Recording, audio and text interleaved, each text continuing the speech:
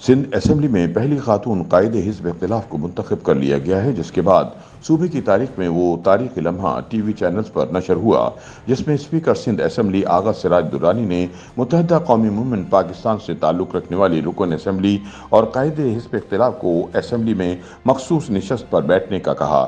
متحدہ قومی موومنٹ پاکستان کے کنوینر ڈاکٹر خالد مقبول صدیقی نے کہا کہ سندھ میں پہلی بار ایک خاتون رکن اسمبلی کا قائد حزب اختلاف منتخب ہونا کسی انقلاب سے کم نہیں۔ ایم کیو ایم نے ایک بار پھر تاریخ رقم کر کے ثابت کر دیا کہ وہ ایک روایت شکن سیاسی جماعت ہے۔ بی بی سی اردو کی ایک رپورٹ کے مطابق سندھ اسمبلی میں قائد حزب اختلاف رانا انصار نے اپنے سیاسی کریئر کا آغاز یونین کونسل کی سطح کی سیاست سے کیا اور سیاست کی گلیوں میں 23 برس گزارنے کے بعد وہ اس منصب تک پہنچنے میں کامیاب ہوئی ہیں۔ رانا انصار ان بہت سی خواتین میں سے ہیں جو سابقہ فوجی صدر جنرل پرویز مشرف کے متعارف کرائے گئے بلدیاتی نظام کے ذریعے سیاست میں آئیں۔ رانا کا تعلق سندھ کے دوسرے بڑے شہر حیدرآباد سے ہے اور ان کا خاندان تقسیم ہند کے موقع پر اس شہر میں آ کر بسا تھا۔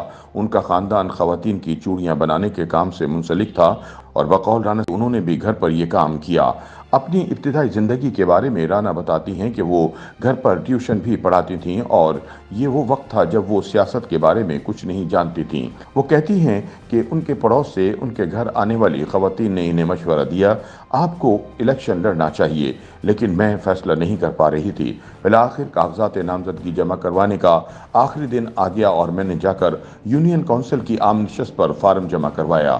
رانا انصار کے مطابق چونکہ وہ مخصوص نشست کے بجائے عام نشست سے الیکشن لڑ رہی تھی، اس لیے مردوں کو بھی ووٹ دینا تھا۔ اب یہ سوچ کے وہ ووٹ دیں گے یا نہیں۔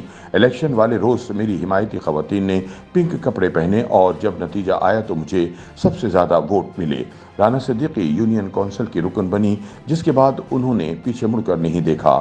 اس ابتدائی کامیابی کے بعد آئندہ آنے والے انتخابات میں وہ حیدرآباد میونسپل اور بالآخر ضلع کونسل کی رکن منتخب ہوئیں۔ پہلے وہ غیر جماعتی بنیاد پر رکن بنی اور بعد ازاں انہوں نے متحدہ قومی موومنٹ میں شمولیت اختیار کر لی۔ رانا انصار کے شوہر انصار نقوی صحافی تھے۔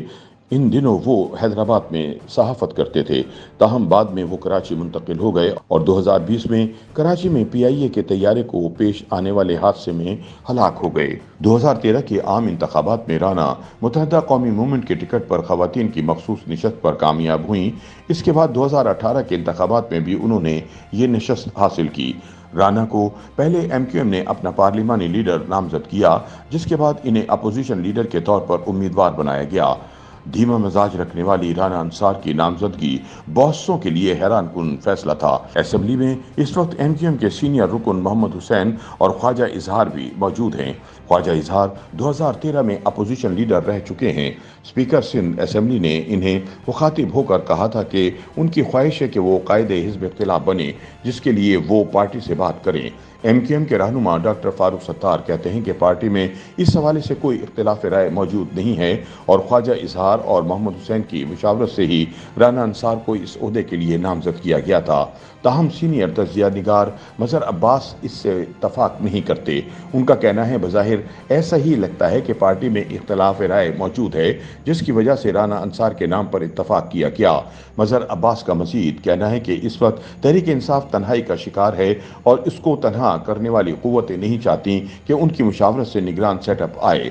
ان کا کہنا تھا کہ اب ایم کیو ایم اور پیپلز پارٹی مل کر نگران سیٹ اپ بنائیں گی اور ایم کیو ایم کو اس منصب تک پہنچانے میں پی پی پی کی سپورٹ نظر آتی ہے۔ اس سے ایم کیو ایم کو یہ سیاسی فائدہ ہوگا کہ وہ اپنے لوگوں کو بتا سکیں گے کہ نظام میں اس کا اثر و رسوخ موجود ہے اور انتظامی امور پر بھی اس کو کچھ مدد مل جائے گی۔